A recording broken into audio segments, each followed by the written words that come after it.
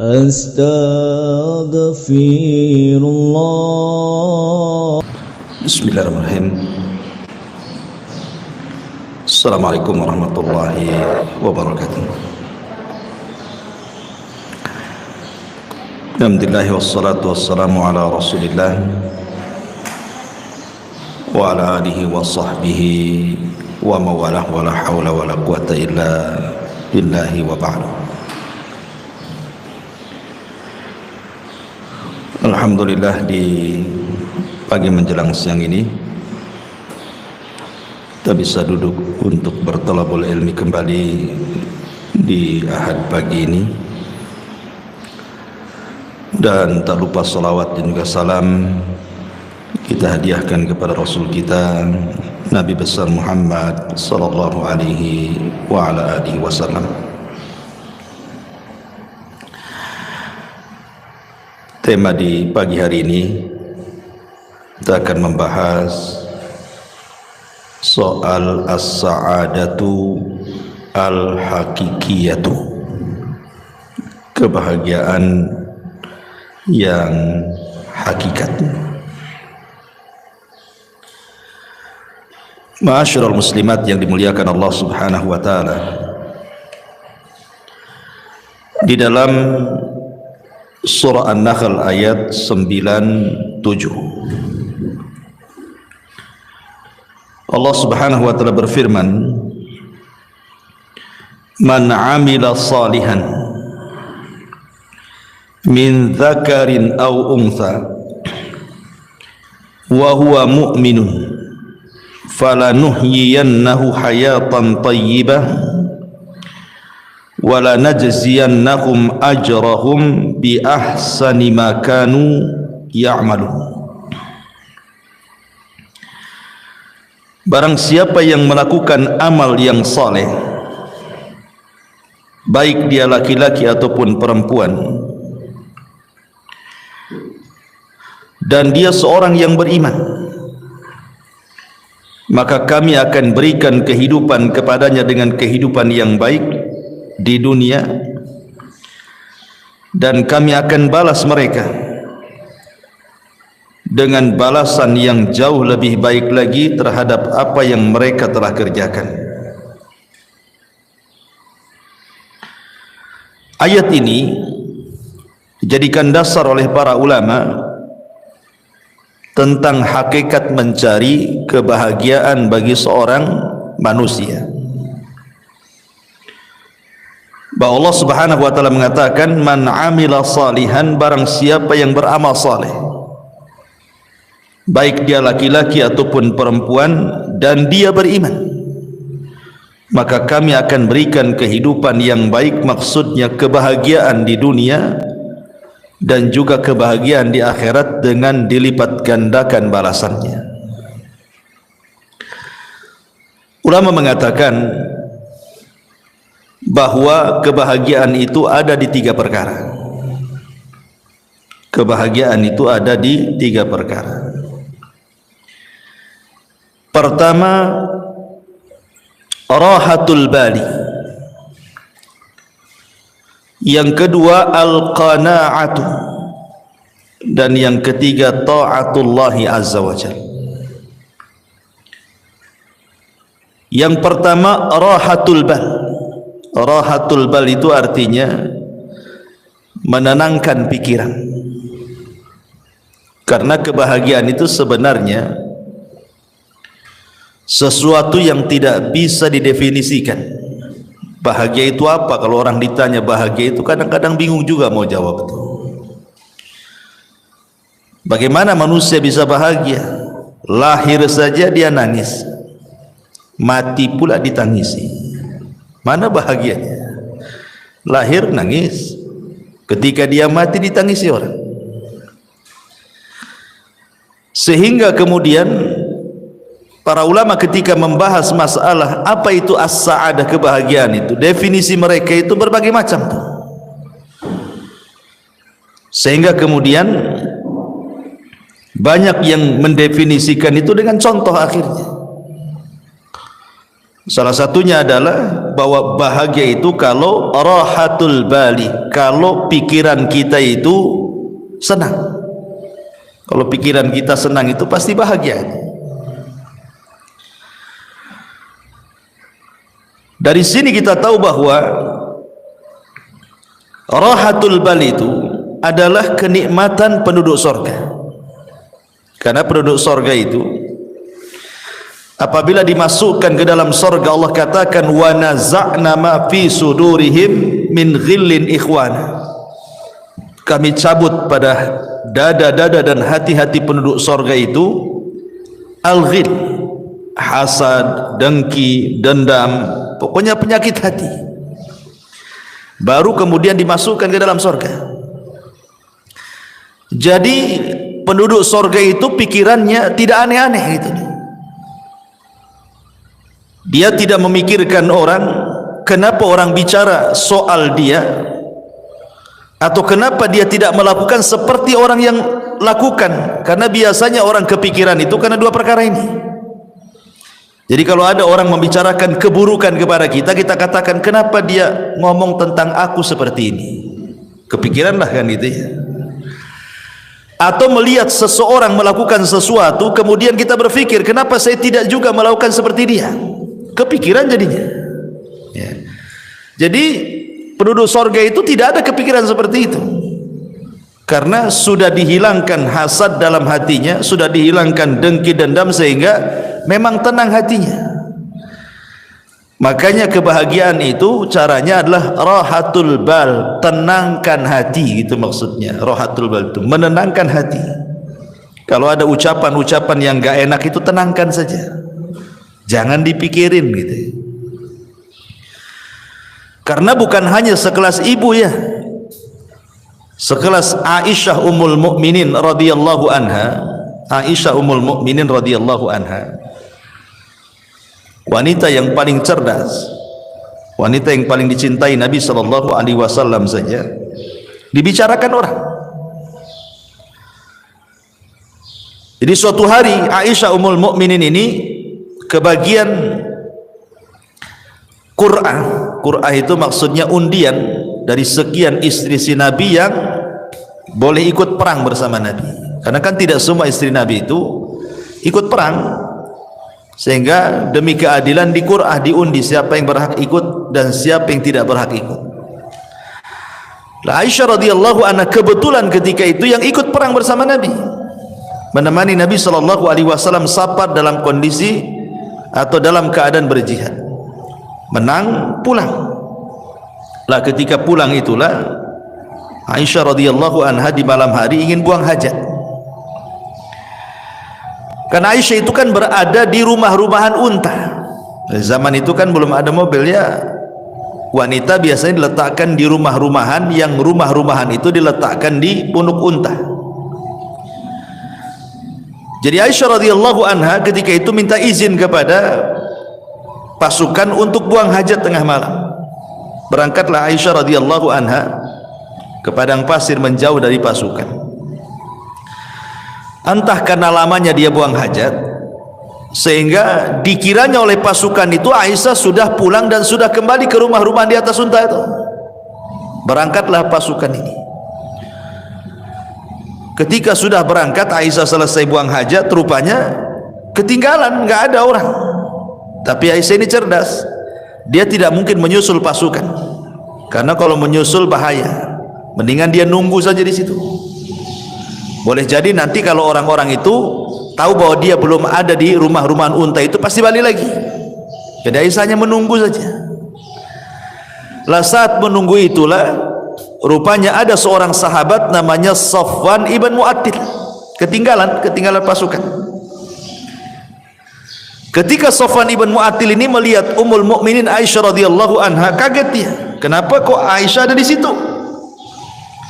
Akhirnya kemudian tidak banyak bicara, Aisyah radhiyallahu anha suruh naik di atas tunggangan unta yang dibawa Safwan. Dia pun berjalan membawa pelananya sampai ke pasukan. Maka lewatlah ketika itu di hadapan seorang tokoh munafik namanya Abdullah ibn Ubay ibn Salul ibn Sabah.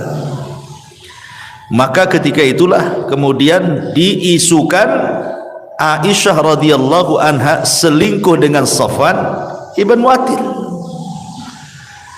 Dan dalam sekejap saja berita itu menyebar di kota Madinah bahwa Aisyah berzina dengan Safwan, Aisyah berzina dengan Safwan. Bayangkan qadarullah ketika itu Aisyah radhiyallahu anha sakit karena memang safar jauh, terlampau lama dalam peperangan sehingga jatuh sakit Aisyah. Ketika sakit, dia tidak tahu berita tentang dia di luar sana.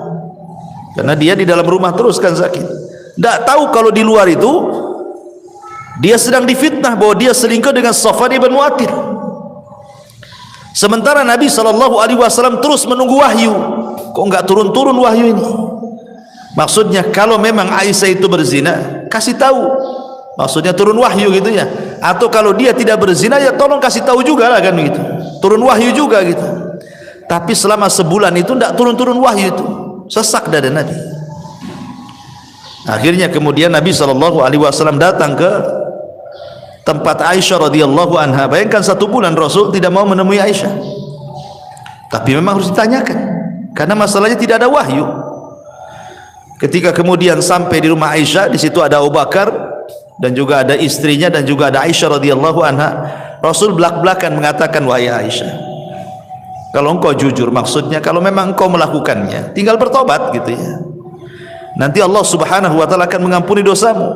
Tapi kalau engkau tidak melakukannya, pasti nanti turun wahyu dari 7 lapis langit sana bahwa engkau tidak akan melakukannya dan engkau tidak pernah melakukannya dan dustalah perkataan orang-orang itu.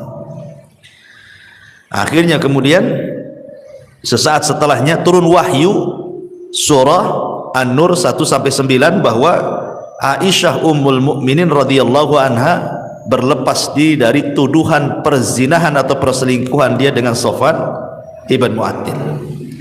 Dari sini kita tahu bahwa sekelas Aisyah radhiyallahu anha saja dibicarakan manusia. Ya. Atau Maryam bintu Imran, sama juga Maryam juga. Maryam itu kan wanita suci, Bu. Dia tidak pernah keluar dari mihrabnya. Sampai-sampai Allah Subhanahu wa taala menjelaskan bagaimana Maryam ini kehidupannya hanya ruku sujud saja, enggak pernah kerja lain. Jadi di mihrabnya itu ibadah saja. Jadi suatu hari Maryam ini keluar buang hajat. Lah ketika buang hajat itulah rupanya Allah Subhanahu wa taala mengutus Jibril untuk menghabar gembirakan bahwa Maryam akan punya keturunan. Akhirnya kemudian dicegatlah oleh malaikat Jibril dalam bentuk manusia, fatamatsala lahu basharan sawiyya. Maka Jibril datang dalam bentuk pemuda tampan. Kemudian memberitahu kepada Maryam bahwa Allah telah menghabar gembirakan engkau akan memiliki keturunan. Maryam bingung, bagaimana tidak? Aku ini seorang gadis, tidak punya suami. Tidak ada wanita laki-laki yang menyentuhku. Lalu apa nanti kata manusia? Maryam punya anak, enggak ada suami, enggak ada laki-laki yang menyentuhnya. Sempat Maryam itu mengatakan, pergilah kalau engkau memang orang yang bertakwa. Tapi Jibril kemudian meyakinkan bahwa ini adalah kehendak Allah Subhanahu wa taala. Barulah kemudian Maryam pun menerimanya. Ketika betul-betul kandungannya membesar, kemudian mulailah diketahui oleh manusia, maka Maryam pun kemudian keluar dari Baitul Maqdis sampai melahirkan di Baitul Lahim, ya kan? Akhirnya kemudian setelah melahirkan Isa bin Maryam, Allah berikan ketenangan kepada Maryam dengan cara apa? Dengan cara Isa yang masih bayi itu dibuat bisa bicara. Jadi kalau ditanya itu bayi siapa, maka cukup diisyaratkan ke bayi itu, nanti bayi itu yang ngomong. Dan ini salah satu mukjizat Nabi Isa, di buayan ibunya sudah bisa bicara gitu ya. Akhirnya betul ketika Maryam menggendong bayi, ya semua orang mencela itu bayi siapa kan itu. Makanya orang-orang Yahudi sampai hari ini, bukan hanya Yahudi zaman tempo dulu saja, sampai hari ini orang Yahudi itu mereka menganggap Maryam itu wanita pezina dan Isa itu anak zina.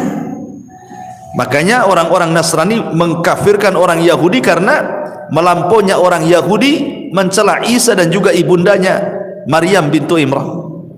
Dikafirkan sama orang Nasrani Yahudi itu. karena menghina kenabiannya. Ya.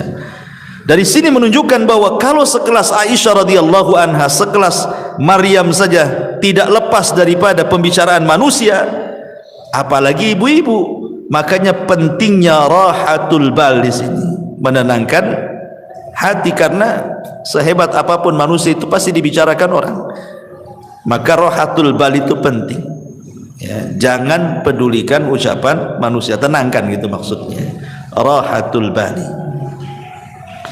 Kemudian yang kedua, wal qanaatu, dan qanaah. Qanaah itu artinya rela dan redha dengan pemberian Allah Subhanahu wa taala. Rela dan redha dengan pemberian Allah Subhanahu wa taala.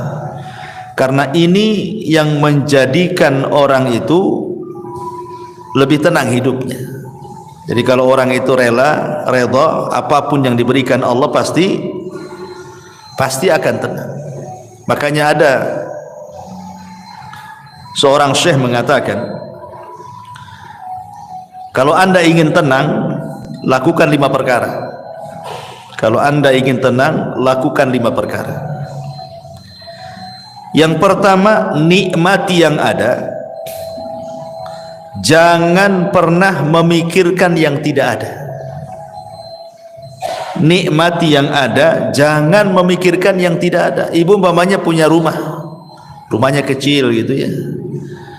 Kalau hujan bocor umpamanya, sempit, itu yang ada. Jangan terpikir kapan saya punya gedung, gitu maksudnya. Nanti stresmu. Jadi yang ada saja itu nikmati.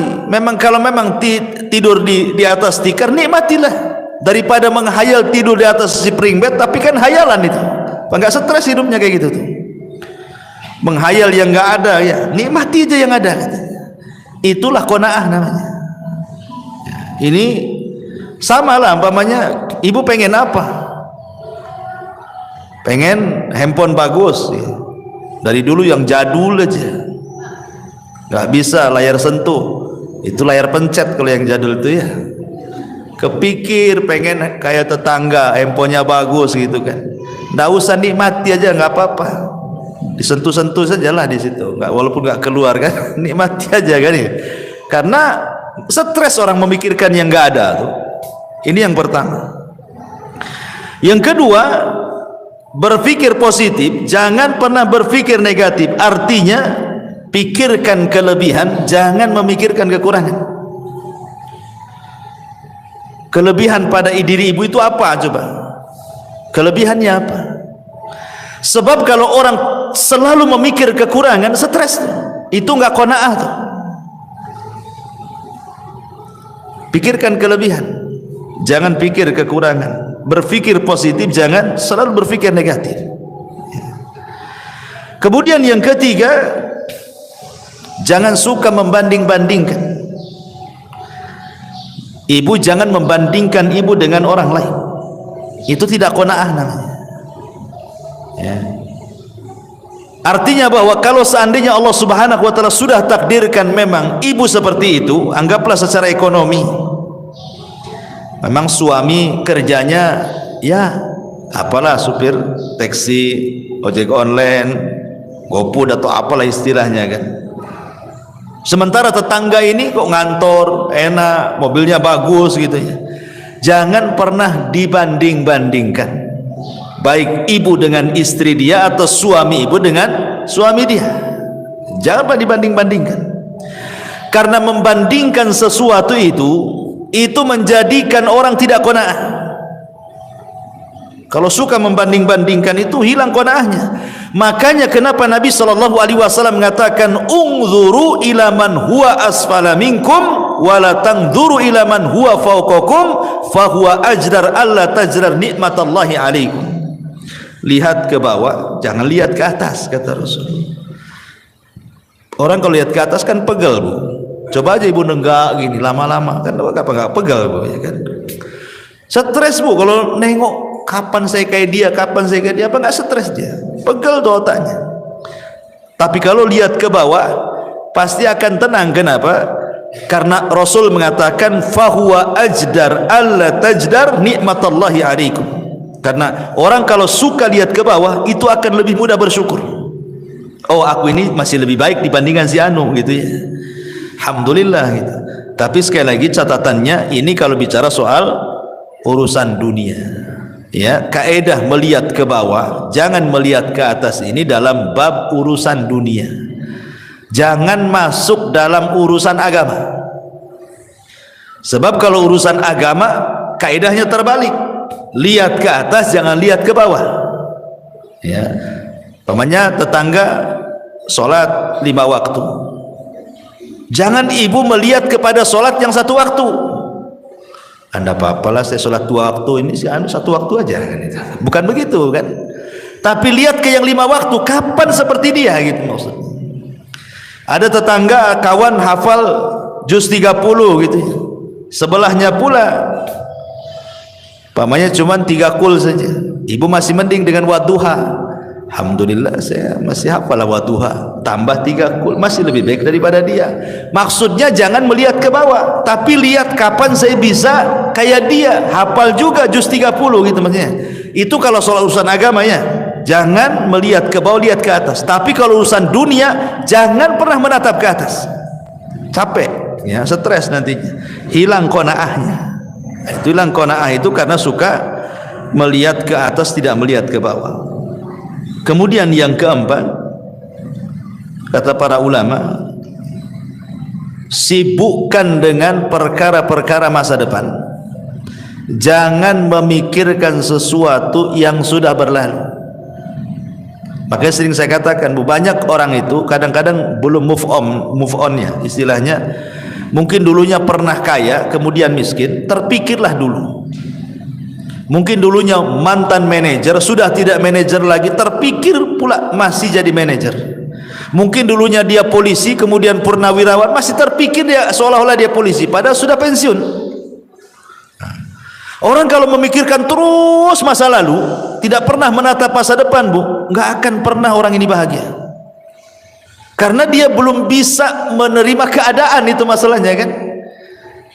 Makanya saya kadang-kadang heran, mungkin dulunya mantan militer gitu ya, TNI, Polri atau apa, udah nggak pensiun lagi, sudah nggak berjabat lagi, dia pensiun. Kadang-kadang turun di masyarakat itu seolah-olah dia masih TNI itu. Nunjuk-nunjuk orang soal dia polisi padahal udah gak polisi lagi kan, berarti kan belum bisa menghilangkan kenyataan kalau dia itu sudah bukan polisi lagi, bukan manajer lagi, bukan menteri lagi, bukan itu yang kadang-kadang tidak bisa dilupakan. Makanya kenapa Nabi SAW sampai mengajarkan doa kepada Abu Umamah itu apa? Allahumma inni a'udzubika minal hammi wal hazan. Ya Allah, aku berlindung kepadamu dari alham, kebingungan dan kesedihan. Bingung masa depan, sedih masa lalu, gitu maksudnya. Sedih ini karena memikirkan masa lalu, bingung itu karena memikirkan masa depan. Karena manusia itu kan tidak lepas daripada bingung, stres, sedih. Ya sedih memikirkan masa lalu, stres sekarang ini memikirkan masa sekarang, bingung apa yang harus dilakukan besok, gitu kan. Itulah manusia di antara 3 perkara ini. Makanya supaya kita qanaah, jangan memikirkan sesuatu yang sudah berlalu, tatap masa depan supaya lebih qanaah. Ya sudahlah, sudah takdirnya. Yang penting saya pernah kaya dulu, kan itu ya. Yang penting saya sudah pernah jadi pejabat, sudah merasakan, saya sudah tahu semua. Kan enak tuh kalau ngomong gitu ya. Kemudian yang terakhir, kata para ulama di sini, sibukkan memikirkan diri sendiri, jangan pernah sibuk memikirkan orang lain. Ini penting ya. Sibukkan saja, nggak usah ibu mikir ini menteri keuangan nih, nggak usah. Apa yang ibu mikir menteri keuangan pula ya, ibu mikir keuangan sendiri saja lah. Kok mikir pula menteri keuangan, menteri ini, pusing ya. Makanya itu kalau banyak nonton YouTube berita ini kan, akhirnya pusing tuh. Sudahlah, mikir diri sendiri saja, nggak usah mikir-mikir menteri ini menteri itu, itu korupsi, stres, Bu. Ya, mikir sendiri. diri sendiri itu bagaimana supaya lebih berkembang lagi, lebih manfaat lagi. Gak usah mikir-mikir orang.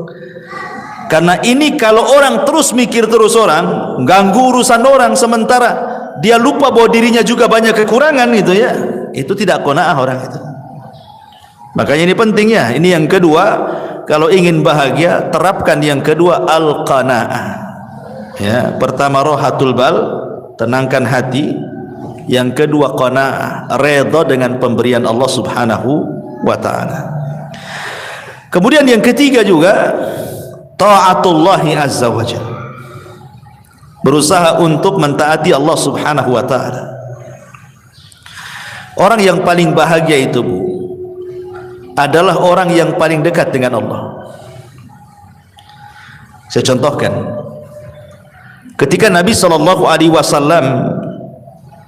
berada di puncak kesedihan, Rasul itu pernah mengalami puncak-puncaknya kesedihan yang disebut dengan Amul Hazni. Jadi tahunnya saja sampai disebut tahun kesedihan. Saking sedihnya sekali Nabi itu sampai tahunnya disebut Amul Hazni. Bayangkan, di tahun yang sama Abu Thalib meninggal dunia. Kemudian setelah Abu Thalib meninggal dunia, disusul istri tercintanya Khadijah bintu Khuwailid.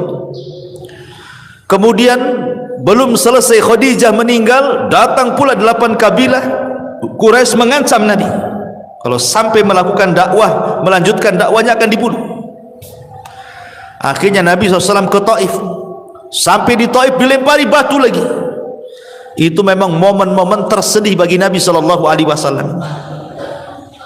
Tapi Nabi SAW berusaha untuk berdoa kepada Allah dan mengatakan, illam takun alayya sakhatun fala ubali. Kalau ini bukan dalam bentuk azabmu kepadaku ya Rabb, aku tidak peduli. Maka Allah Subhanahu wa taala ingin membuat Nabi SAW melupakan segalanya. Bagaimana kesedihan kepada pamannya Abu Thalib, istri tercintanya Khadijah, ancaman orang-orang Quraisy, sempitnya dakwah, Allah ingin hilangkan dan jadikan kebahagiaan. Apa yang dilakukan Allah? Allah buat Nabi SAW naik ke langit. Kemana? Ke Sidratil Muntaha. Untuk apa? Untuk melupakan segalanya. Artinya Nabi ingin didekatkan kepada Allah. Ya kan, semakin tinggi kan semakin dekat, karena Allah kan berada di atas ketinggian. Ketika Nabi SAW dalam kondisi sulit sesulit apapun, Allah berikan secercah kebahagiaan dengan cara didekatkan dia kepadanya. Maka terjadilah peristiwa dalam sejarah yang disebut dengan Isra dan juga Mi'raj. Untuk apa? Membahagiakan Nabi supaya tidak sedih lagi, didekatkan kepada Allah sampai di Sidratil Muntaha. Kemudian disyariatkan satu ibadah yang dengan ibadah itu membawa kebahagiaan. Salat itulah ibadah yang membawa kebahagiaan. Kenapa? Karena disyariatkan di langit. Salat itu di dekat Allah Subhanahu wa taala. Makanya dalam salat itu ada satu gerakan yang menunjukkan penghambaan diri seorang hamba kepada Allah. Apa itu? Sujud. Wajah ini, kalau ibu anggota badan ibu dari atas kepala sampai kaki, yang paling mulia itu wajah. Yang paling mulia. Makanya kalau ditampar wajah orang itu, maka akan berbekas sakit hatinya. Beda kalau dipukul paha, dipukul apa kan, nggak berbekas. Tapi kalau udah wajah diludahi, ditampar, itu kan sakit hati luar biasa. Kenapa? Karena memang dari semua anggota badan yang paling mulia itu adalah wajah. Ya. Sementara tanah itu ada sesuatu yang sangat hina kan gitu, karena diinjak manusia. Tanah yang bumi yang kita injak itu kan rendah karena diinjak kaki. Ketika ibu kemudian meletakkan sesuatu yang sangat mulia, diletakkan di sesuatu yang sangat rendah, itu menunjukkan apa? Penghambaan namanya. Ya kan? Wajah ini mulia, tanah ini hina karena diinjak kan. Jadi ibu meletakkan sesuatu yang mulia kepada sesuatu yang hina hanya untuk menghambakan diri kepada Allah. Makanya disitulah Allah Subhanahu wa taala akan hubungkan tali dia dengan hambanya saat sujud itulah. Makanya solat disebut solat karena silatun bainal abdi wa rabbih. Dia adalah penyambung tali antara hamba dengan Allah. Makanya kalau orang solat, maknanya dia sedang mendekatkan diri kepada dalam sujudnya. Ketika itulah kebahagiaan Allah turunkan. Dalam kondisi apapun Rasul itu kalau ada masalah yang tidak bisa keluar dari sebuah masalah, pasti Rasul akan solat. Rasul itu kalau ada masalah pasti sholat. Sebagaimana Aisyah radhiyallahu anha mengatakan, "Kana an-nabiy sallallahu alaihi wasallam idza hajabahu al-amr fazi'a ila shalah." Rasul itu kalau datang perkara yang sangat menyulitkan bagi kehidupannya, bersegera dia sholat. Karena dia tahu bahwa sholatlah yang akan mengurai permasalahan. Sebagaimana yang pernah saya ceritakan kepada ibu-ibu kan, ada seseorang ibu itu yang minta fatwa kepada seorang syekh. Ya syekh, saya punya anak ini hidupnya nggak pernah bahagia dari kecil sampai dia dewasa. Ya. Setelah dia dewasa masuk ke pekerjaan, asik masalah saja pekerjaannya, keluar masuk pekerjaan. Kemudian soal perjodohan pun sama, sampai sekarang pun dia tidak dapat jodohnya. Kemudian masalah kesehatan pun sama. Sekarang anak saya ini stroke. Ya. Sudah masalah ekonomi masalah, masalah jodoh masalah, masalah kesehatan pula masalah. Jadi kata ibunya itu seolah-olah anak saya itu dari kecil sampai sekarang nih tidak pernah tersentuh dengan kebahagiaan. Apakah anak saya tersihir wahai syekh? Itu pertanyaan ibu ini. Jangan-jangan anak saya tersihir wahai syekh. Bisa enggak kau meruqyah anak saya katanya. Tapi syekh ini mengatakan, pertanyaan satu saja, apakah anakmu sholat?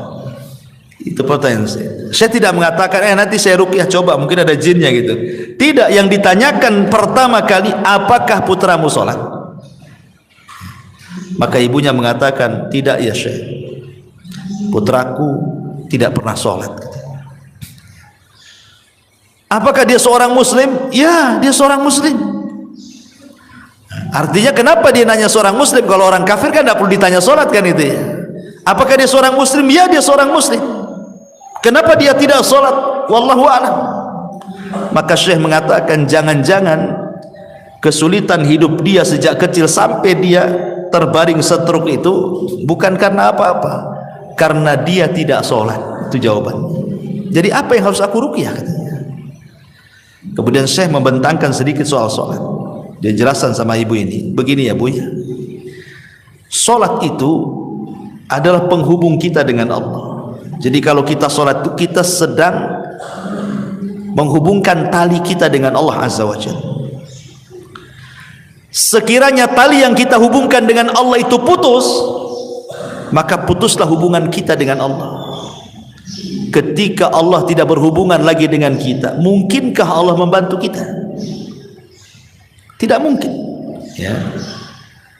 Maka solatlah, kata syekh ini, solatlah. Sebab kalau seandainya anda solat, berarti anda sedang menghubungkan tali anda dengan Allah. Ketika terhubung tali itu dengan Allah, maka yakin Allah subhanahu wa ta'ala akan menolong anda. Kemudian syekh mengatakan, coba bayangkan kalau putramu ini bangun di pagi hari dan dia tidak solat subuh, berarti dia memulai dengan aktivitas hari itu dengan laknat Allah Azza wa Jalla karena melakukan dosa besar ya. Kemudian datang siang hari lagi, dia tidak sholat duhur, berarti dia sudah dilaknat di siang hari. Kemudian datang sore hari lagi, dia tidak sholat asar, berarti Allah sedang melaknat dia di sore hari. Kemudian datang di malam hari maghrib, dia meninggalkan maghrib, berarti dia sedang dilaknat di waktu maghrib. Kemudian sholat isya, dia tinggalkan pula sholat isya, berarti dia sedang dilaknat di waktu isya.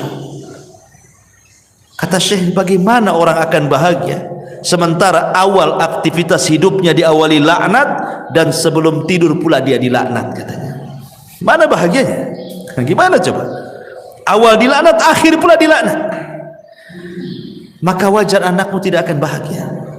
Maka syekh mengatakan, suruhlah dia sholat. Dari sini kita tahu bahwa ketaatan kepada Allah Subhanahu wa taala itu salah satu penyebab orang bahagia. Karena bahagia itu ketika seorang hamba dekat dengan Allah.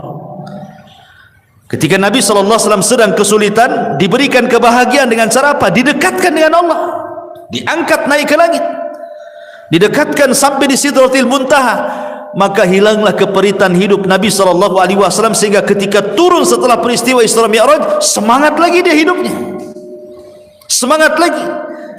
Apalagi selama perjalanan Isra Mi'raj itu bagaimana Nabi SAW dipertemukan dengan Nabi Adam, Nabi Yahya, Nabi Isa, Nabi Idris, Nabi Harun, Musa dan para Nabi yang lainnya. Menjadi sebuah pelajaran bahwa dakwah Rasul akan mengikuti marhalah para Nabi yang dijumpai selama perjalanan itu. Seperti dia berjumpa dengan Nabi Adam, sebagaimana Nabi Adam hijrah dari sorga ke bumi, maka engkau pun akan hijrah dari Mekah ke Madinah. Kemudian berjumpa dengan Yahya dan juga Isa bin Maryam, sebagaimana keduanya dirongrong, dimusuhi orang-orang Yahudi, maka engkau pun sama ya Muhammad, sesampainya di kota Madinah maka musuhmu orang-orang Yahudi. Kan itu. Kemudian juga berjumpa dengan Nabi Yusuf, sebagaimana Yusuf dihasadi oleh saudara-saudaranya sehingga dimasukkan ke dalam sumur, maka dakwahmu pula yang menghalangi sebelum orang lain keluargamu. Maka yang menghalangi dakwah itu siapa dulu? Abu Lahab, keluarga. Belum ada Abu Jahal lagi ya, Abu Lahab sudah menghalang-halangi pamannya sendiri kan.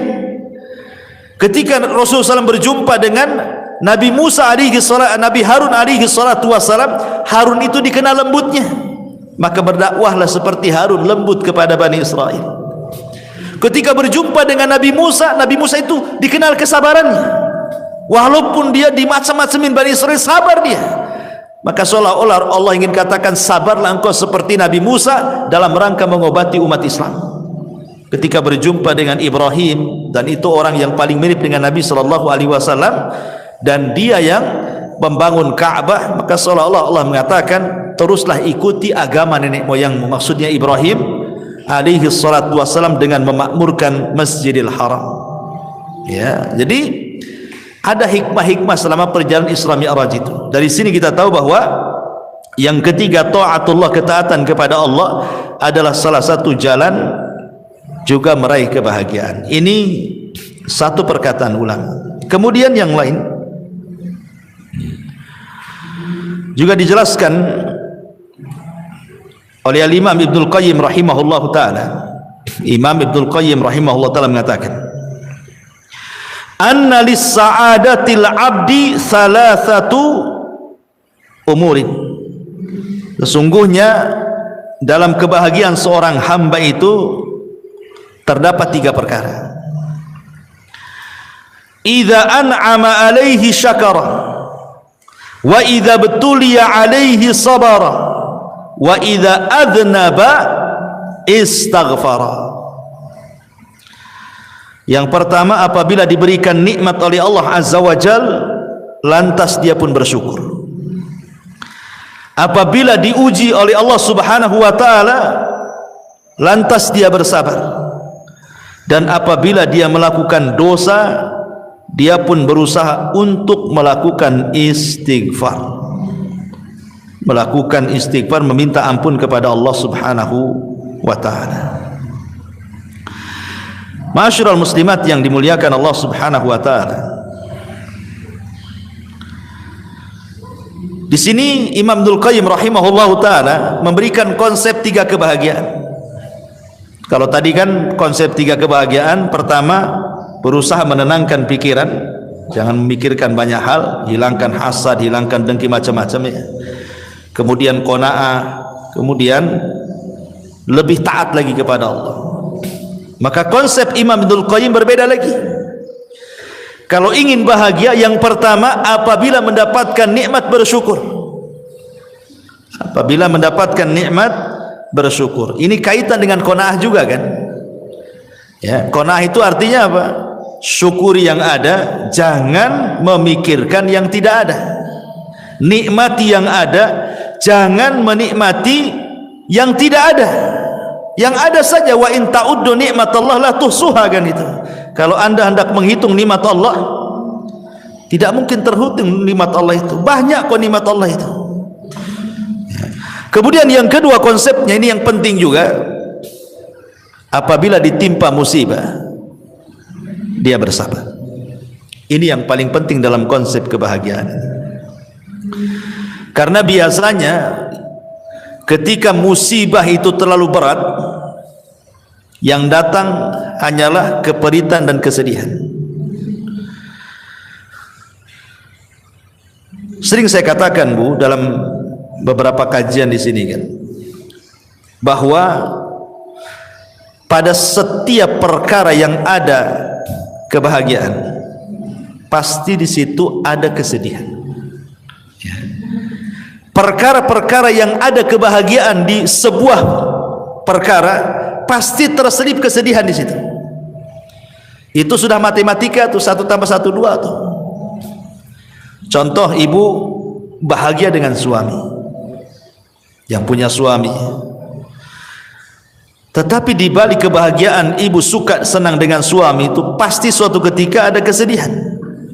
Tatkala ibu bermasalah dengan suami, ya, atau uang bulanan kurang, sedih. Padahal ada duit dia, kok nggak dikasih saya, katanya. Artinya di sela-sela kebahagiaan itu pasti ada kesedihan tuh. Nengok anak-anak nih, nampak seneng lah anak-anak, apalagi yang masih lucu-lucu ya, usia 4-5 tahun gitu kan, masih lucu-lucunya tuh. Seneng kita nengok anak-anak tuh ya. Tapi ketika anak itu sakit arah gitu kan, sedihlah kita di situ.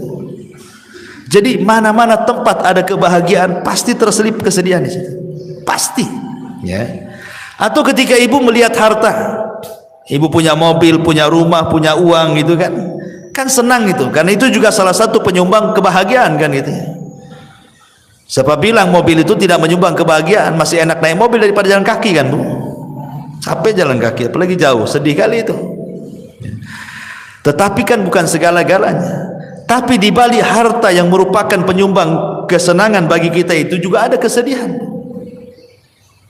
Kesedihan, takut kalau seandainya harta itu hilang, takut kalau seandainya motornya hilang gitu ya. Ini cicilan udah hampir berapa bulan lagi mau lunas gitu kan, stres dia. Senang tuh udah bisa beli motor ya dengan cicilan sekian. Biasanya orang-orang kan gitu, paling 3 bulan lagi lunas lah. Tapi masalahnya untuk melunasi itu tak ada duit, sedih dia. Satu sisi senang dia punya kendaraan, sisi lain sedih pula dia tidak bisa melunasi. Pokoknya apapun yang terselip kebahagiaan, pasti di situ ada kesedihan. Apapun itu sudah memang ketentuan, ada bahagia, ada sedih, ada musibah, ada nikmat. Tetapi kata para ulama mengatakan, walaupun demikian, ya, seseorang itu harus memahami bahwa setiap kebahagiaan ada kesedihan, nanti Allah akan balik lagi. Setiap kesedihan itu pasti ada kebahagiaan. Kenapa demikian? Karena Allah Subhanahu wa taala mengatakan di 2 ayat pertama, wa tilkal ayyam nudawiluha bainan nas. Yang namanya hari itu diputar, Bu. Tidak mungkin Allah menciptakan dalam satu kondisi, tidak mungkin juga Allah menciptakan dalam kondisi yang lain. Begitu terus, tidak mungkin, mustahil. Nggak mungkin orang itu dibuat tertawa terus, apa nggak dianggap gila tuh kalau ketawa terus kan? Nggak mungkin juga orang dibuat menangis terus. Kadang orang itu dibuat Allah ketawa, kadang Allah buat dia menangis. Kadang Allah buat dia bahagia, kadang buat Allah susah. Begitulah kehidupan manusia. Tetapi walaupun demikian, karena Allah itu Rahim, Allah mengatakan inna ma'al usri yusran, inna ma'al usri yusra. Terkadang satu kesulitan itu Allah bukakan banyak kemudahan, ya. Karena Allah mengatakan al-usri dengan alif lam, sementara yusran itu dengan nakirah. Maknanya bahwa al-usri yang pertama adalah usri yang kedua, tapi yusran yang pertama bukan yusran yang kedua. Kan 2 kali diulang dalam Quran itu kan, inna ma'al usri yusran, inna ma'al usri yusran. Dan ayatnya 2 kali diulang tuh. Artinya al-usri yang pertama, usri yang kedua, tapi yusran yang pertama bukan yusran yang kedua. Gitu maknanya. ketika al-usri yang pertama adalah usri yang kedua, yusron yang pertama bukan yusron yang kedua, maknanya satu kesulitan bisa mendatangkan banyak-banyak kemudahan gitu maksudnya. Bukan satu kesulitan datang satu kemudahan, tidak. Satu kesulitan bisa saja 2, 3, 4, 5, 10 kemudahan. Karena rahimnya Allah Azza wa Jalla. Dari sini ada kaedah, Bu. Belum tentu ketika Allah menutup satu pintu, kemudian pintu-pintu yang lain Allah tutup. Bahkan terbalik. Terkadang satu pintu Allah tutup, pintu banyak Allah buka. Makanya ada sebuah kaedah yang disebutkan para ulama, man taraka syai'an lillahi awwadallahu khairan minhu. Barang siapa yang meninggalkan sesuatu karena Allah, boleh jadi Allah akan berikan sesuatu yang jauh lebih baik dibandingkan yang ia tinggalkan. Contoh namanya orang dipecat dari perusahaan, sedih dipecat dari perusahaan kan? Kalau dia kurang qanaah, kalau dia kurang tawakal, boleh jadi dia suudzon. Ya. Mungkin Tuhan PT dengan Tuhan di luar PT mungkin berbeda gitu. Ya. Dia pikir Tuhan ada di PT saja, di luar PT tak ada Tuhan, sehingga akhirnya kayak kiamat tuh, dikeluarkan di PHK itu kayak kiamat. Nanti makan apa, nanti ini itu kan gitu ya. Itu kalau kurang tawakal tuh. Tapi kalau dia kemudian berpikir lagi bahwa boleh jadi ini adalah keputusan Allah terbaik, mungkin Allah sengaja buat aku keluar dari PT untuk ada pekerjaan yang jauh lebih baik lagi dibandingkan pekerjaan ini, gitu maksudnya. Sengaja kita dibuat dikeluarkan supaya mengambil sesuatu yang lebih baik lagi. Sebab kalau kita tidak keluar dari sini, belum tentu kita dapat jalan lagi. Kalau kita berpikirnya positif seperti ini, bahagia orang hidup tuh. Tapi kalau nggak berpikir ke sini, pikirnya aduh nanti kalau keluar dari PT macam mana saya? Macam mana terus? Ya tidak mungkin dia akan bahagia. Yang ada stres, makin gila dia. Nah, makanya di sini juga penting bahwa dua ayat itu juga sebagai pelipur lara bahwa Allah tidak mungkin menciptakan kita dalam satu kondisi, dan ingat setiap kesulitan itu akan banyak kemudahan. Ma'asyiral muslimat yang dimuliakan Allah Subhanahu wa taala. Ya. Dan itu kita bisa lihat di kisah-kisah orang-orang soleh gitu ya. Seperti tadi kisahnya atau kisah Nabi Ayub alaihi salatu wassalam yang mudah lah yang sering saya ceritakan kan. Bagaimana Nabi Ayub itu diberikan oleh Allah Azza wa Jalla ujian yang tidak pernah orang diuji sehebat Ayub. Tidak ada ceritanya, baik sebelum atau sesudahnya, manusia yang diuji seberat Nabi Ayub.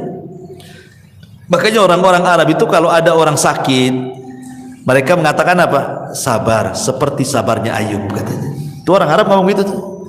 Padahal tidak mungkin kan orang sesabar Ayub kan? Hanya untuk supaya membesarkan hatinya saja. Mustahil. Nggak ada orang sesabar Ayub, apalagi di zaman sekarang. Ya. Sementara musibah Nabi Ayub alaihi salatu wassalam itu luar biasa bertubi-tubi itu.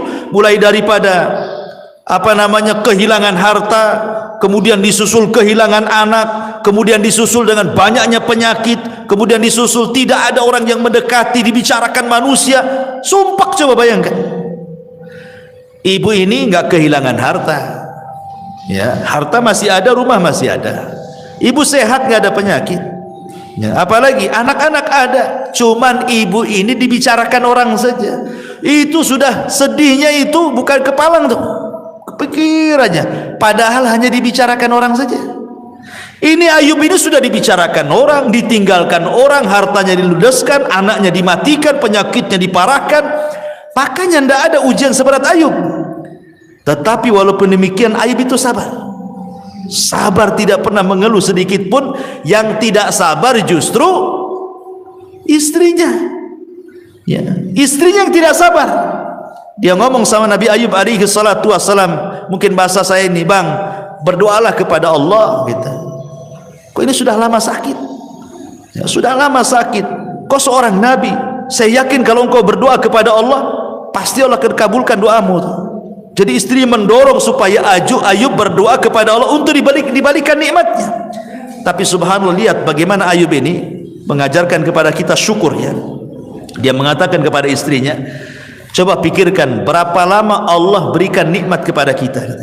Berapa lama? Kata istrinya 70 tahun. Kata Ayub, 70 tahun kita di atas kenikmatan.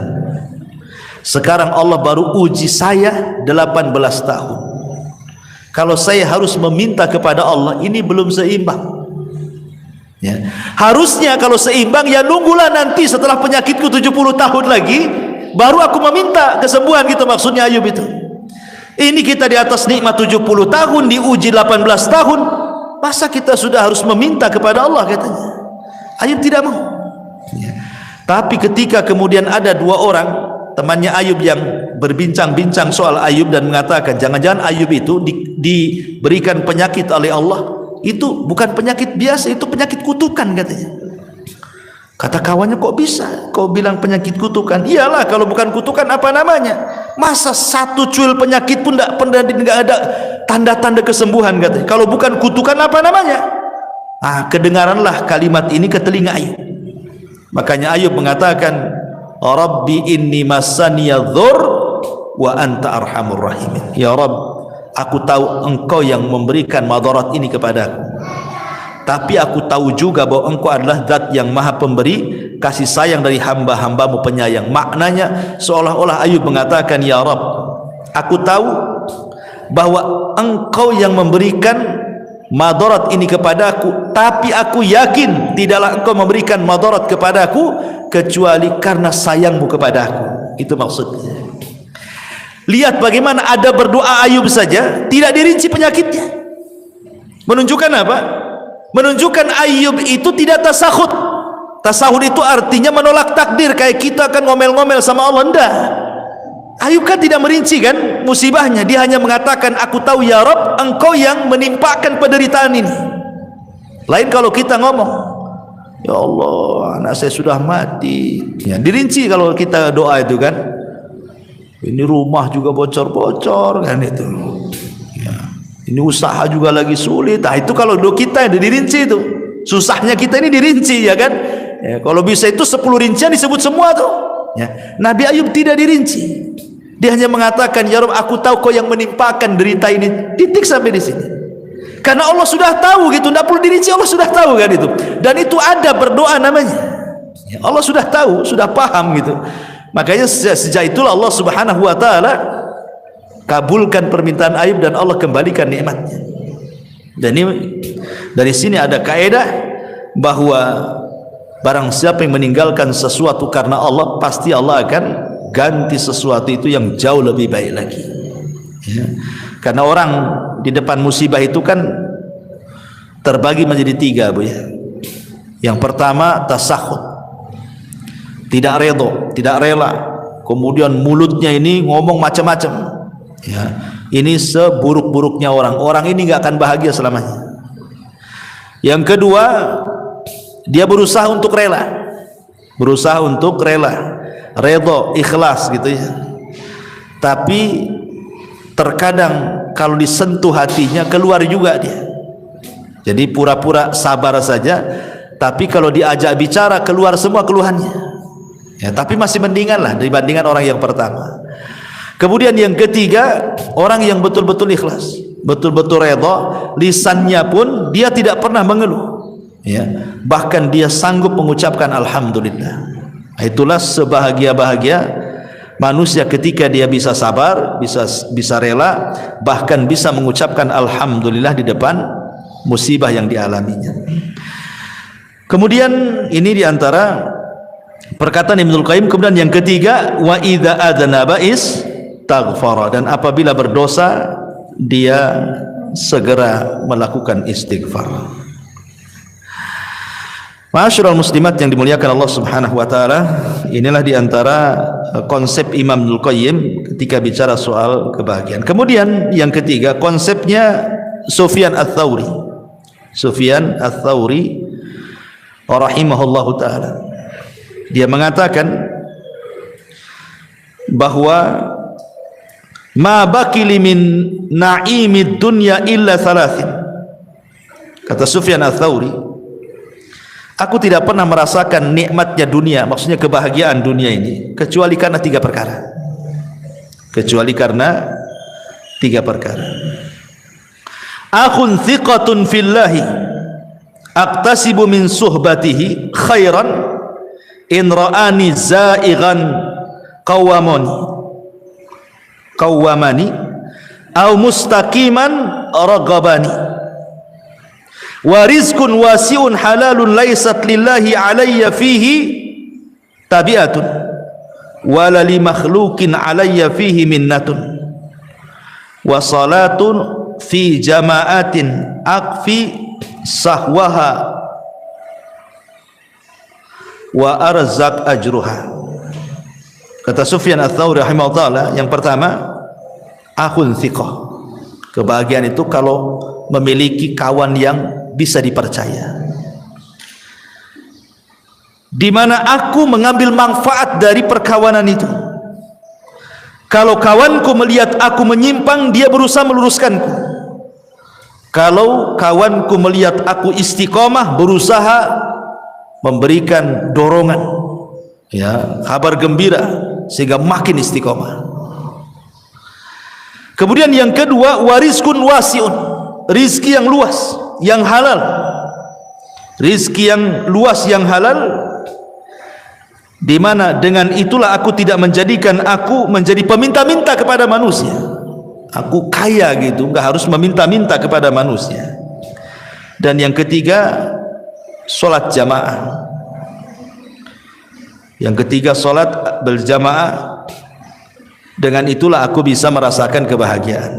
Jadi Sufyan Ats-Tsauri mengatakan bahagia itu ada di tiga perkara: teman yang baik, yang kedua rizki yang luas dan halal sehingga dia tidak meminta-minta, dan yang ketiga pada solat. Ya, sebagaimana Rasul mengatakan kepada Bilal, ya Bilal, hayya nastari bis salat, wahai Bilal, mari beristirahat, bersenang-senang dengan solat. Jadi beliau mengatakan seperti itu karena Sufyan Ats-Tsauri ini orang yang paling zuhud, orangnya kaya tapi zuhud. Jadi suatu ketika Sufyan Ats-Tsauri ini ditanya oleh muridnya, ya Imam, engkau ini selalu memberikan fatwa zuhud, tapi kok kaya, katanya. Jadi pikiran orang yang bertanya itu, kalau bisa orang zuhud itu ya miskin gitu maksudnya ya. Jadi orang zuhud itu menurut dia harus miskin, compang-camping, makannya nasi kerak gitu ya. Ya pokoknya susah lah orang zuhud. Dikiranya seperti itu makna zuhud. Jadi orang ini mengatakan, ya Sufyan, engkau ini selalu menasihati zuhud, tapi kau juga kaya gitu ya. Lihat jawaban Sufyan Ats-Tsauri. Dia mengatakan zuhud itu bukan itu. Zuhud itu kau letakkan hartamu di tanganmu. Maksudnya jangan kau letakkan hartamu di hatimu. Sebagaimana diriku, aku meletakkan hartaku di tanganku dan aku tidak meletakkan hartaku di hatiku. Dan kenapa aku harus kaya? Likaila atamandalu alal muluk, supaya aku tidak menjilat penguasa, supaya aku bisa mengatakan yang hak-hak, yang batil-batil katanya. Karena aku tidak ada, pemerintah tidak ada budi baik dengan aku. Aku sudah kaya, ya kan? Sehingga aku tidak menjilat mereka, sehingga aku bisa menegur mereka, kata Sufyan Ats-Tsauri. Dari sini menunjukkan bahwa itulah bentuk kebahagiaan, salah satunya adalah rizki yang luas dan halal. Sebab kalau rizkinya sempit gitu kan, akhirnya apa? Terpaksalah pinjam-pinjam uang, kan gak bahagia jadinya kan, meminjam-minjam uang, akhirnya tidak bayar utang, malam pula stres, siang pula menghilang, kan gitu. Orang yang punya utang itu cari-cari orang nggak kemana, nggak jelas gitu ya. Jadi salah satu kebahagiaan adalah rizki yang luas tapi juga halal, karena rizki haram itu tidak akan bahagia, pasti ada masalah ya. Termasuk juga di sini kata beliau, punya kawan yang baik, kalau salah ya diluruskan, kalau memang benar ya didorong supaya makin benar, kan bahagia punya kawan seperti itu. Ibu punya suami umpamanya kan, suaminya mendorong ibu, kalau salah diluruskan, kalau benar ya terus didorong-dorong, kan senang gitu ya. Nah, kata Sufyan Ats-Tsauri, carilah kesenangan di tiga tempat ini: akhun thiqah, saudara yang bisa kita percaya, kemudian rizki yang luas, kemudian dalam sholat jamaah, dan yang terakhir tentu saya ingin bacakan satu hadis. Hadis ini disahihkan oleh Syekh Nasiruddin Al-Albani rahimahullahu taala dari Zaid ibn Thabit radhiyallahu anhu.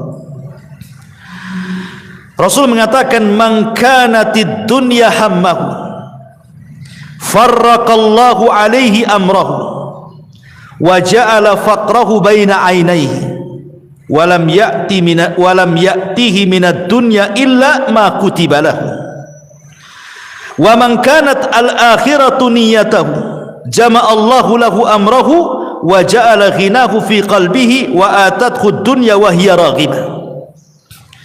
Barang siapa yang dunia menjadi tujuan hidupnya, maka Allah subhanahu wa ta'ala akan cerai beraikan perkaranya, dan Allah akan jadikan kefakiran di kedua matanya, dan tidaklah dunia yang datang kepadanya kecuali apa yang sudah dicatat takdir saja. Tetapi barang siapa yang akhirat adalah niat hidupnya, maka Allah subhanahu wa ta'ala akan kumpulkan perkaranya, dan Allah akan jadikan kekayaan dalam hatinya, dan Allah akan datangkan dunia kepadanya sementara dia menolaknya. Ma'asyiral muslimat yang dimuliakan Allah azza wa jalla, hadis ini adalah hadis yang sangat mulia sekali, satu dasar mencapai kebahagiaan dunia dan akhirat. Pertama, penggalan yang pertama, Rasul mengatakan barang siapa yang dunia itu menjadi tujuan hidupnya, maka Allah pasti akan mencerai beraikan urusannya, dan Allah akan jadikan kefakiran di kedua matanya. Kemarin kita sudah jelaskan, Bu, ada orang kaya diazab dengan kekayaannya, bahkan seolah-olah lebih miskin dibandingkan orang-orang yang sudah jelas miskin. Ada orang miskin, Bu, mungkin dia tukang bangunan, ya, kadang helper, ya, mungkin yang paling rendah dalam tukang bangunan itu helper itu, ya. Kadang ada borongan, kadang tidak, gitu. Kadang ada proyek, kadang tidak. Tapi dia bisa hidup dengan keluarganya. Dia bangun tidur, kemudian jam 8 dia sudah kerja, jam 5 pulang, kemudian dia bisa senang dengan anak istrinya juga. Nanti besok gitu lagi. Ya. Tapi ada orang-orang kaya, Bu, itu seolah-olah 24 jam hidupnya itu dengan duit saja, nggak ada untuk keluarga tuh. Ada orang kayak gitu kan? Karena orang kaya itu umpamanya, oh ini ada meeting ke Medan nih, seminggu di Medan. Sementara tukang bangunan ini di rumah terus dia sama keluarganya. Dari pagi bisa dia tengok istrinya, ini nanti sebulan kemana, sebulan kemana, kapan tuh sama keluarganya dia. Itu kan orang ini diazab dengan kekayaan namanya tuh. Kok kekayaannya yang mengadab? Harusnya orang yang kaya itu lebih banyak hidup dengan keluarga dibandingkan orang miskin. Ini tidak gitu. Kenapa orang yang miskin itu lebih senang hidup dengan anak istrinya, lebih banyak waktunya? Orang kaya ini pula sedikit waktunya. Berarti dia diazab dengan kekayaannya. Orang miskin aja nggak kayak gitu cari uangnya kok. Kalau sudah cukup untuk makan selesai. Ini tidak cukup-cukup. Maknanya dia itu miskin, tidak kaya sebenarnya, karena tidak cukup. Ya. Makanya di sini Rasulullah mengatakan, "Man kanatid dunya hamma", siapa yang dunia tujuannya itu, farraqallahu alaihi amrah, pasti Allah cerai beraikan urusannya. Kalau dia tidur, Bu, apa maksudnya Allah cerai beraikan itu? Hatinya dicabang-cabangkan. Ya, maksudnya farraqallahu alaihi amrah itu hatinya dicabang-cabangkan, tidak bisa tidur, Bu. Nanti satu sisi otaknya mikir ini, sisi lain mikir ini, sisi lain, pokoknya tidur itu menghayal aja dia. Gimana mau tenang coba? Tidur aja tidak bisa, karena mikir ini, mikir ini, mikir itu, banyak mikir. Akhirnya ketika dia banyak mikir itulah wa ja'ala faqrahu baina ainaihi, maka hidupnya tidak akan tenang sehingga Allah jadikan kefakiran di kedua matanya. Mana dapat kesenangan orang kayak gini kan? Hidupnya nih mikir banyak gitu ya. Tetapi sebaliknya, walam ya'tihi minad dunya illa ma kutiba lahu, padahal dunia sendiri kalau dicari tidak lebih daripada yang ditakdirkan saja. Maka berjalanlah bersama takdir, itu selesai. Jalan bersama takdir. Ya. Karena sehebat apapun Anda mencari dunia, kalau ditakdirkan dapat segitu ya segitu, tidak mungkin nambah. Ngapain kemudian ngoyo dari pagi ke pagi lagi kan? Padahal dunia itu sebatas ditakdirkan saja. Wa man kanatil akhiratu niyatahu, barang siapa yang akhirat niatnya, jama'allahu amrahu wa ja'ala ghinahu fi qalbihi wa atathu dunya wa hiya raghimah. Tapi kalau niat hidupnya hanya untuk akhirat, maka Allah akan kumpulkan urusannya. Maksudnya hatinya tidak akan bercerai-berai, itu tidak banyak dipikirkan, ya. Dan Allah jadikan hatinya, kekayaan dalam hatinya, dan dunia akan didatangkan sementara dia menolaknya. Ini diantara kebahagiaan yang dimaksud adalah kebahagiaan hati, ya. Karena di sini Allah Rasul mengatakan wa ja'ala ghinahu fi qalbihi. Jadi kalau ditanya bahagia itu ada di mana? Ya bahagia itu ya ada di hati, ya. Kalau hatinya lapang, rumah yang sempit jadi lapang, gitu maksudnya. Kalau hatinya sempit, rumah yang lapang jadi sempit.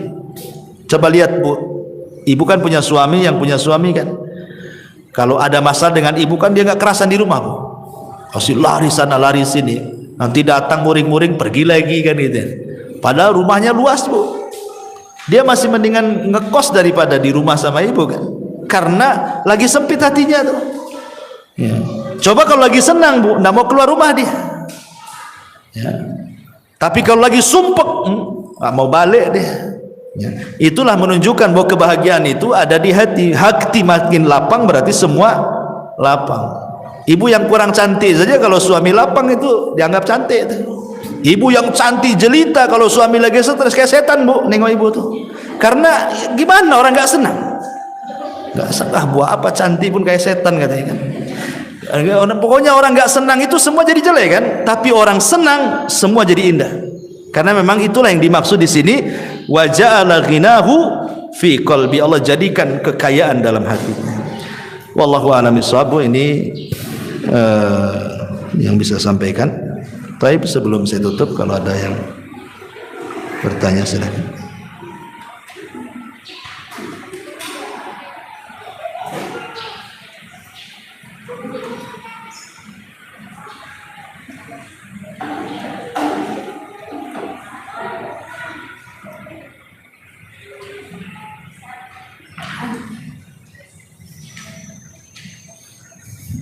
Ya.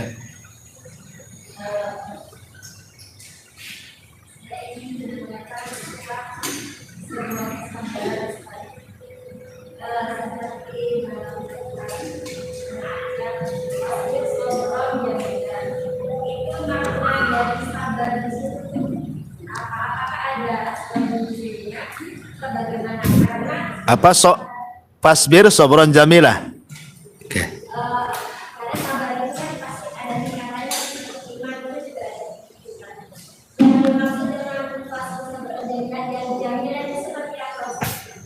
Iya.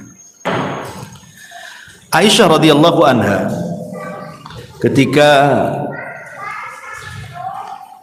disidangkan oleh Nabi sallallahu alaihi wasallam, ketika kisah tadi yang saya ceritakan ya, difitnah berzina dengan Safwan ibn Mu'attil.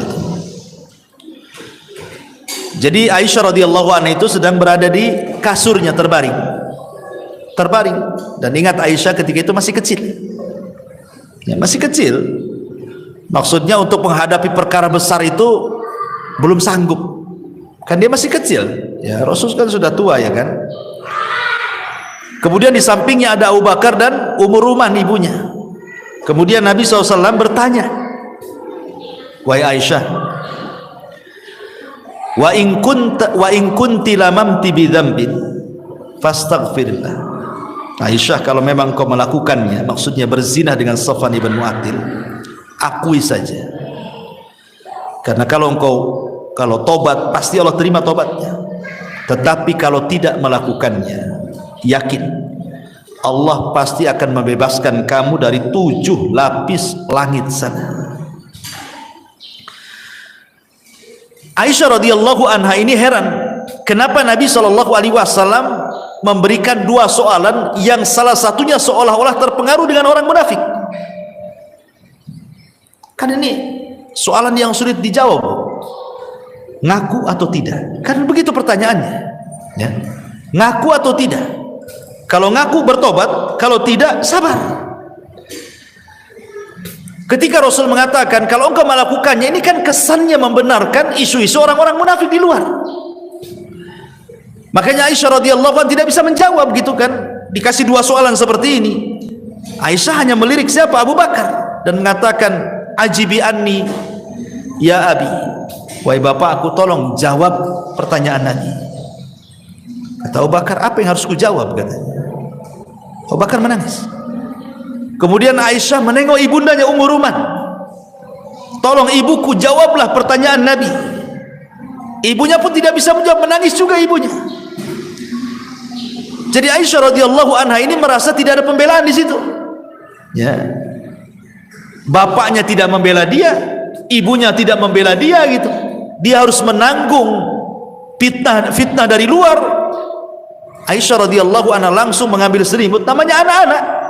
Dia mengatakan, kalau kalian tidak ada pembelaan kepada aku, katanya, aku hanya teringat dengan doanya bapaknya Yusuf, Yakub. Dia mau ngomong Yakub itu lupa.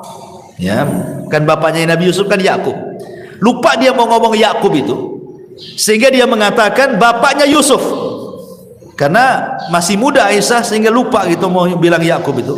Kecuali aku teringat dengan perkataan ayahnya Yusuf, maksudnya Yakub.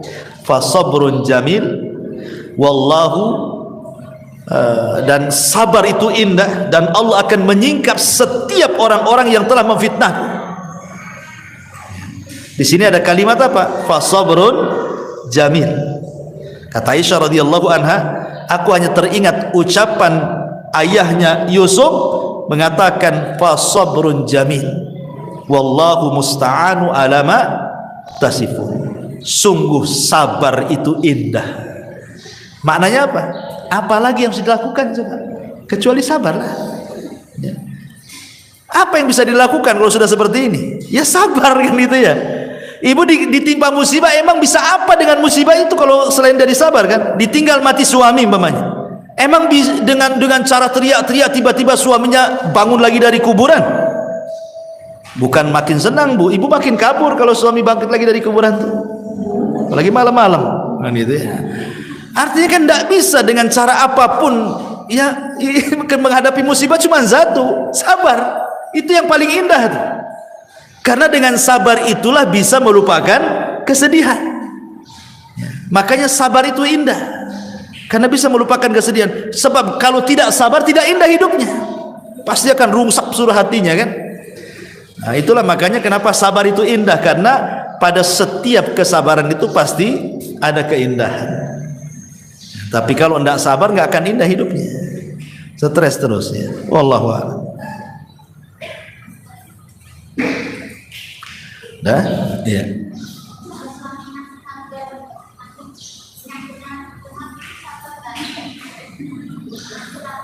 Suaminya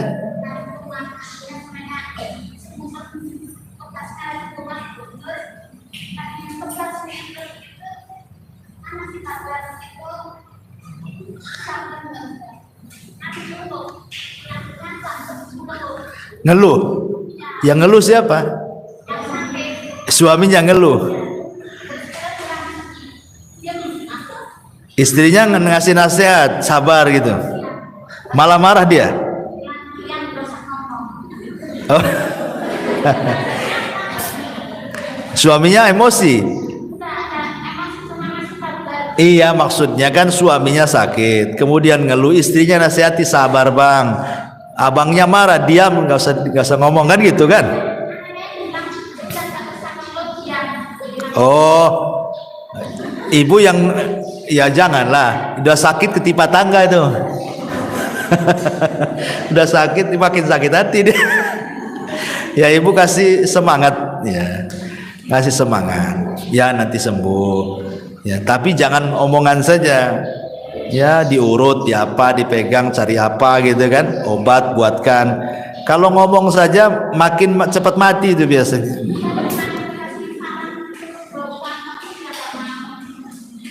Oh dia nggak mau berobat. Ya suruh berobat. Ya berobat itu kan wasilah kesembuhan. Nggak boleh tawakal saja. Karena Allah itu memberi kepada yang berusaha, bukan kepada yang berdoa. Itu kaidah. Allah itu memberi kepada yang berusaha, bukan kepada yang berdoa. Kalau berdoa saja ya Allah, nggak akan diberi. Tapi kalau habis berdoa dia usaha, Allah kasih. Ini ada anak muda nih, masuk ke masjid berdoa, ya Allah kasihlah anak yang soleh. Kasih anak soleh? Tidak, kawin aja enggak. Mana mau dapat anak? Usaha kawin dulu baru dapat anak kan gitu. Jadi Allah itu memberi ke yang berusaha, bukan kepada yang berdoa. Maka sarankan jangan berdoa terus, usaha juga. Berdoa minta kesembuhan, ya makan obat juga gitu maksudnya. Atau terapi-terapi apa gitu ya, karena doa itu tidak menghilangkan akhdhu bil asbab, mengambil sebab ya. Ya Bu, saya kira cukup lah. Ini sudah jam 10, saya harus ke Batam Center. Mudah-mudahan ada manfaatnya. Subhanakallah bihamdika, asyhadu an la ilaha illa anta astaghfiruka wa atubu ilaik. Allahu ta'ala. Assalamualaikum warahmatullahi wabarakatuh.